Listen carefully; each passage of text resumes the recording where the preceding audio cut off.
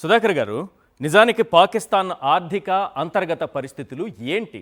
నిజాన్ని యుద్ధం చేయగలిగినటువంటి సామర్థ్యం ప్రస్తుతం ఆర్థిక పరిస్థితి కానీ, ఆ సామర్థ్యం కానీ, లేకపోతే అంతర్గత పరిస్థితులు కానీ దానికంత అనుకూలంగా ఉన్నాయా?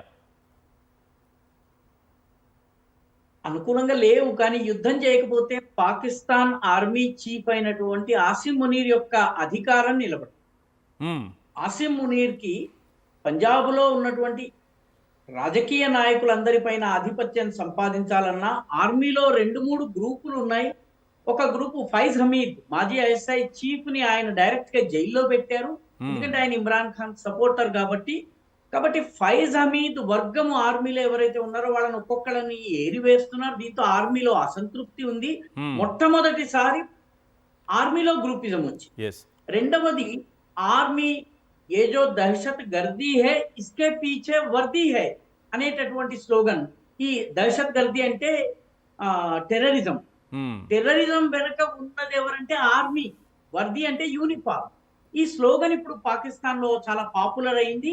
ఇమ్రాన్ ఖాన్ కి నానాటికి పెరుగుతున్నటువంటి మద్దతు, మనకి తాజాగా వస్తున్న వార్తల ప్రకారం 77 ఏళ్ల ఇమ్రాన్ ఖాన్ జైల్లో ఒక మేజర్ గారు రేప్ చేసినట్టుగా వార్తలు వస్తున్నాయి, మెడికల్ రిపోర్ట్స్ వస్తున్నాయి. కాబట్టి ఇమ్రాన్ ఖాన్ కి పెరుగుతున్నటువంటి మద్దతు, సైన్యంలోని గ్రూపిజము, మిగతా రాజకీయ నాయకులు ఆయన ఆధిపత్యాన్ని అటు ఇటు చేస్తారా, లేకపోతే ఆసిమ్ మునీర్ని రాజీనామా చేయాలని అడుగుతారా?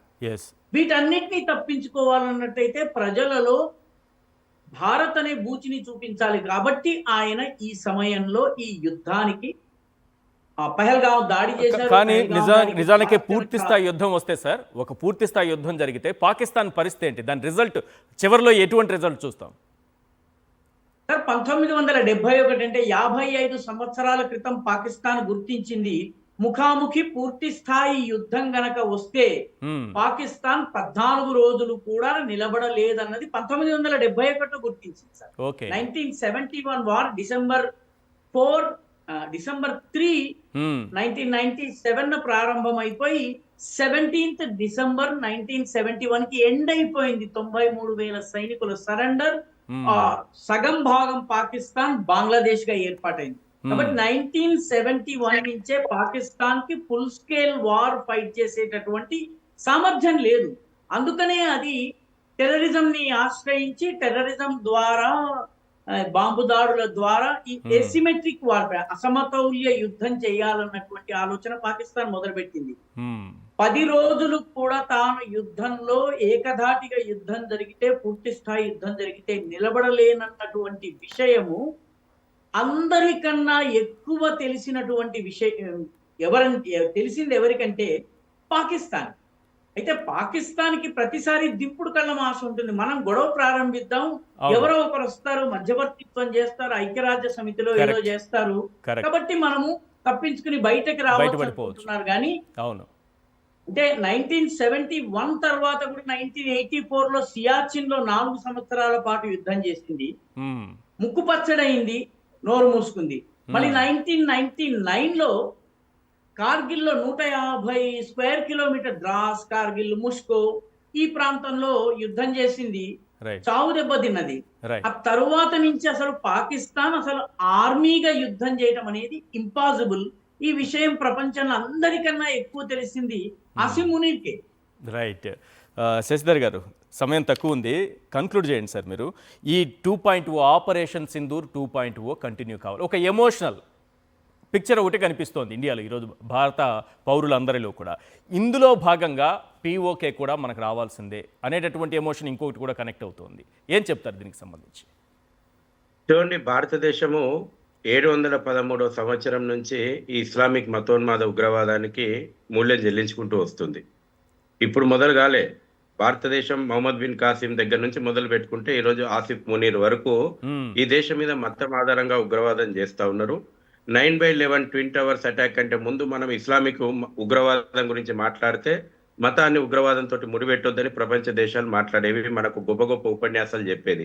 కానీ ఈరోజు అమెరికాతో సహా ఈ ప్రపంచంలో ఉన్నటువంటి అన్ని దేశాలకు మతం ఆధారంగా ఇస్లామిక్ మతోన్మాద ఉగ్రవాదం ఏ విధంగా ప్రమాదంగా మారిందో అర్థమైంది. పూర్తి స్థాయి యుద్ధం వస్తే మీరు ఏం ఏం కావాలి అని అన్నారు. అవును. పూర్తి స్థాయి యుద్ధం వస్తే ఒక శాశ్వతమైనటువంటి పరిష్కారం ఈ రోజున దేశ ప్రజలు మోడీ గారి నాయకత్వం లోపట ఆశిస్తా ఉన్నారు. అదే సందర్భం లోపట ఈ దేశం లోపట కూడా కొంతమంది పాకిస్తాన్ ప్రేమికులు ఉన్నారు. మనం అవుననుకున్నాక అది సందర్భం కాకపోవచ్చు, కానీ నేను చూచాయగా నేను దీన్ని చర్చ పెట్టాలని అనుకుంటున్నా. ఈ దేశంలో ఇంత భావోద్వేగమైనటువంటి పరిస్థితులు ఉన్నటువంటి సందర్భంలో కూడా ఇక్కడ కూడా మతం ఆధారంగా పాకిస్తాన్ కు జిందాబాద్ కొట్టేటోళ్ళు, పాకిస్తాన్ జెండాకు విలువ ఇచ్చేటువంటి రైట్. ఈ పాకిస్తాన్ ప్రేమికులు ఉన్నారు కదా, వాళ్ళ మీద కూడా యుద్ధం చేయాల్సి వస్తుంది ఒకవేళ పూర్తి స్థాయి యుద్ధం చేయాల్సి వస్తే. రైట్. కాబట్టి ఈ రోజున పాకిస్తాన్ మనకు బార్డర్ లో కూడా ఎల్ఓసి దగ్గర చూస్తే మనకు దాదాపు 1000 మదర్సాలను ఖాళీ చేయించింది. మదర్సాల కేంద్రంగా మతోన్మాద ఉగ్రవాద కార్యకలాపాలు తయారీ నడుస్తా ఉంది. అది ఈ దేశంలో కూడా మదర్సాల మీద కూడా పూర్తి స్థాయి విచారణ, నిఘా ఉండాల్సిన అవసరం ఉంది. చైనా తప్పకుండా పాకిస్తాన్ పక్షాన్ని వల్ల నిలుస్తున్నటువంటి దేశాలు మనం చూస్తే బంగ్లాదేశ్ యుద్ధం వస్తే మేము నార్త్ ఈస్ట్ క్లెయిమ్ చేసుకుంటామని మాట్లాడుతుంది. ఖలిస్తానీ ఉగ్రవాదాన్ని ప్రోత్సహిస్తున్నటువంటి కెనడా ఈ రోజున పాకిస్తాన్ కు పరోక్షంగా మద్దతు ఇస్తా ఉంది. అదే విధంగా టర్కీ ఈ పాటికే యుద్ధ నౌకలను పంపింది.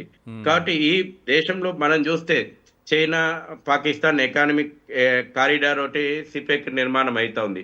ఈ పరిస్థితి లోపల పూర్తి స్థాయి యుద్ధం వస్తే భారత్ పూర్తి సన్నద్ధంగా ఉంది. భారత్ లోపల పొలిటికల్ విల్ పవర్ ఉంది.